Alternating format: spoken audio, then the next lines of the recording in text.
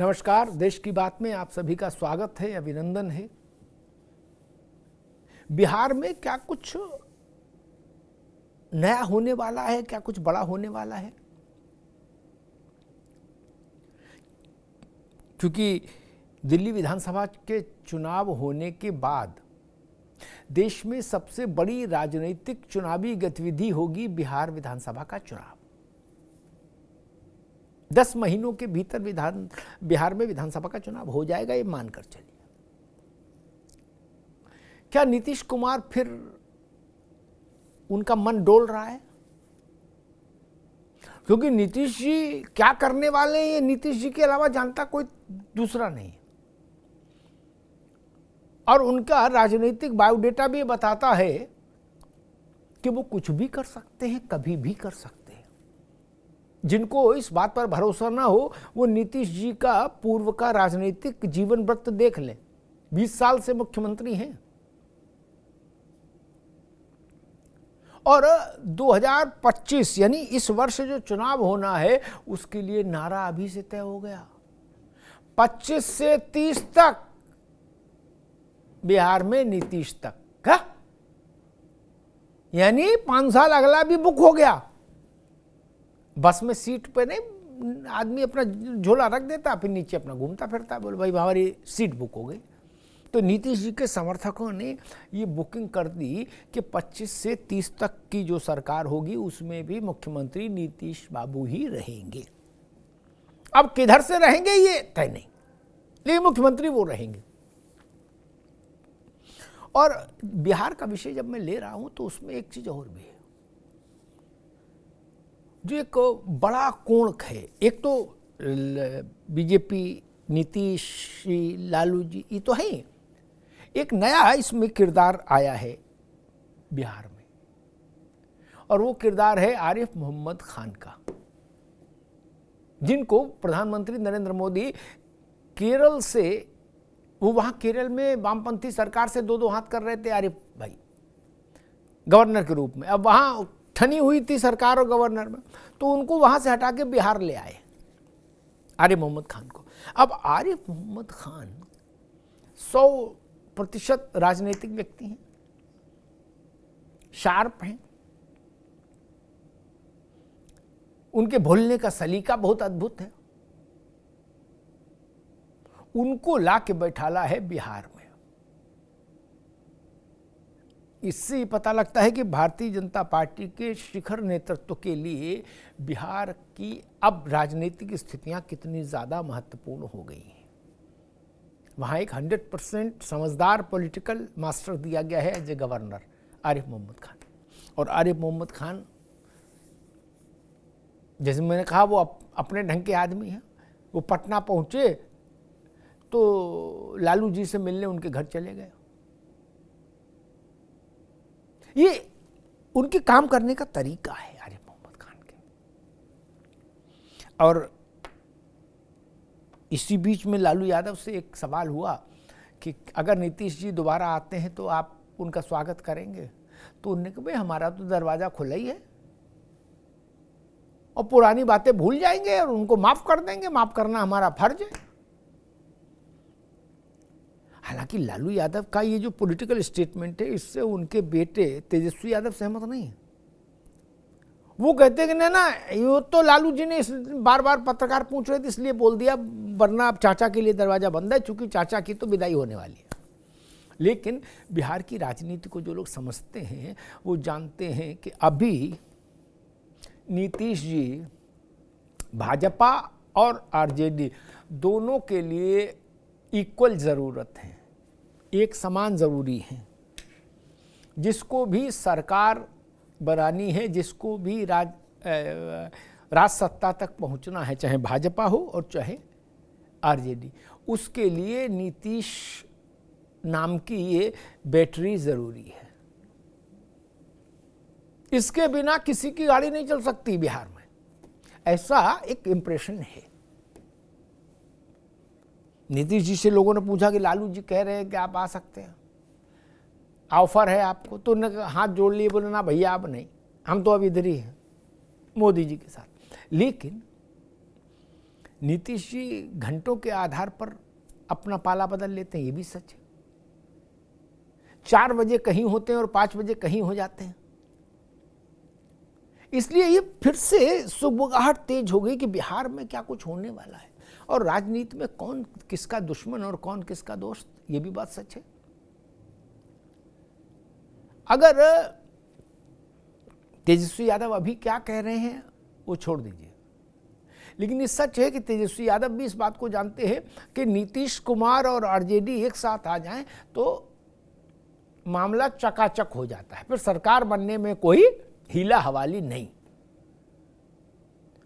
और ये बात भाजपा भी जानती है कि भाजपा और नीतीश कुमार एक साथ रहेंगे तो सरकार बनने की गारंटी सी हो जाती है।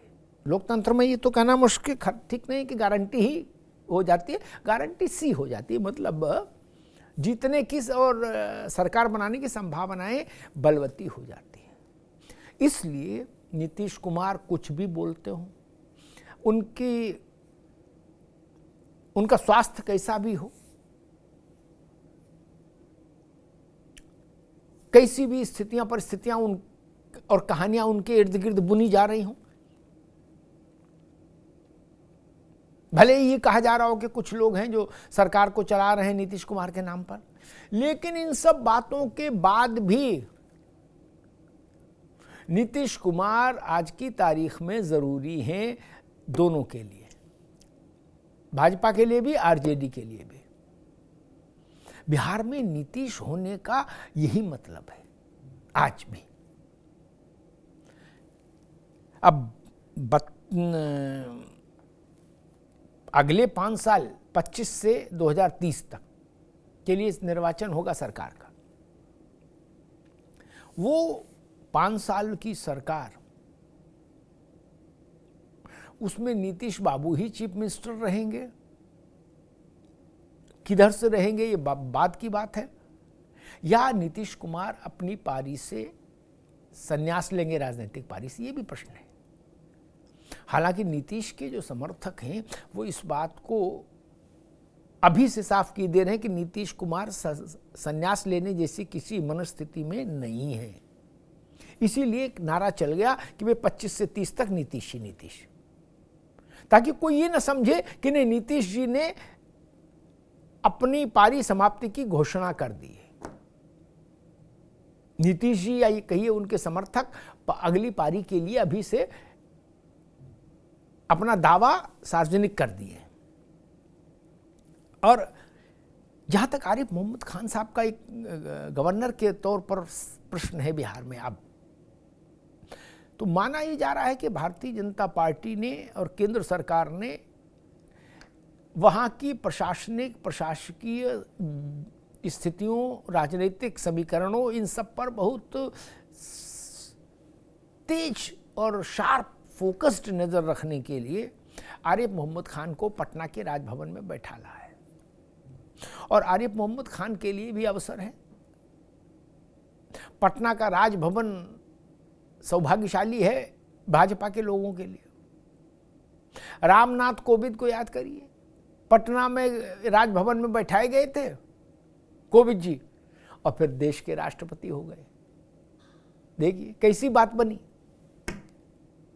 और वैसे भी अगर आप अच्छे गवर्नर साबित हो जाएं किसी बड़े राज्य में, तो आपके प्रमोशन का रास्ता खुल जाता है, ये भी एक धारणा है। जगदीप धनखड़ साहब को याद करिए,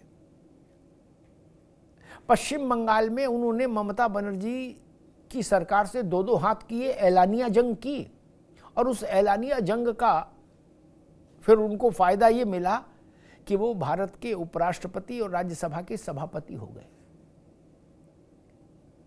तो ये 2 बड़ी पदोन्नतियां मैंने आपको बताई। हो सकता है आरिफ मोहम्मद खान के निगाह में भी पदोन्नतियां होंगी।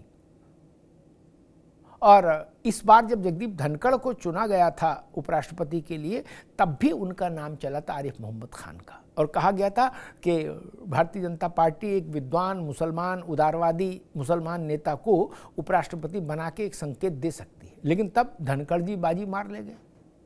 लेकिन फिर अगला चांस भी आता है ना राजनीति में। तो इसलिए आरिफ मोहम्मद खान लालू यादव, नीतीश कुमार और बीच में आरिफ मोहम्मद खान।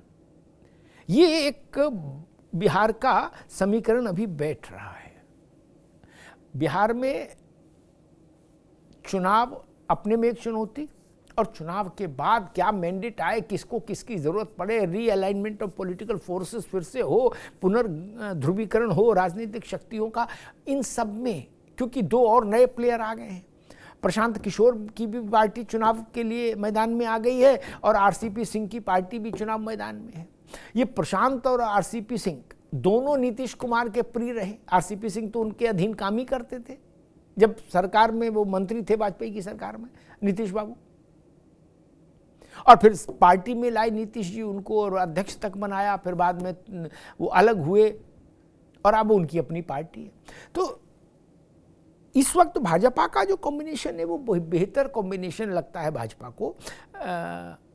भाजपा, जनता दल यूनाइटेड और चिराग पासवान की लोजपा, वो मानते कि तीन का कॉम्बिनेशन अगर मजबूत बना रहे तो विनिंग सिचुएशन बनती है। और प्रशांत किशोर और आरसीपी सिंह, इनकी पार्टियां चुनाव में क्या असर दिखाएंगी, कितना असर दिखाएंगी, ये टेस्ट होना बाकी है। आरजेडी के लिए समस्या ये है कि उसके पास जो कॉम्बिनेशन है उसमें आरजेडी को छोड़ दीजिए तो बाकी फिर कोई बड़ा दल नहीं है, समर्थ दल नहीं है। कांग्रेस है, वामपंथी दल है, लेकिन वो फिर समर्थ नहीं है इतने कि वो कोई बड़ा पराक्रम दिखा पाए। इसलिए वहां सब कुछ चुनाव में तेजस्वी यादव के कंधों पर होता है। पिछली बार भी रहा था, इस बार भी रहा था।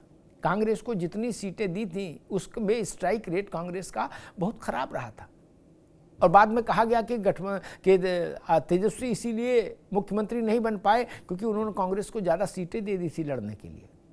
तो उस स्थिति में कांग्रेस है, इसलिए भी शायद लालू प्रसाद यादव ने ये राजनीतिक शिगुफा छोड़ा है कि अगर नीतीश जी आते हैं हमारी तरफ तो हमारे दरवाजे खुले हुए हैं। लेकिन नीतीश जी क्या करेंगे ये नीतीश जी जानते हैं, ना हम जान सकते हैं, ना भाजपा वाले, ना लालू प्रसाद यादव।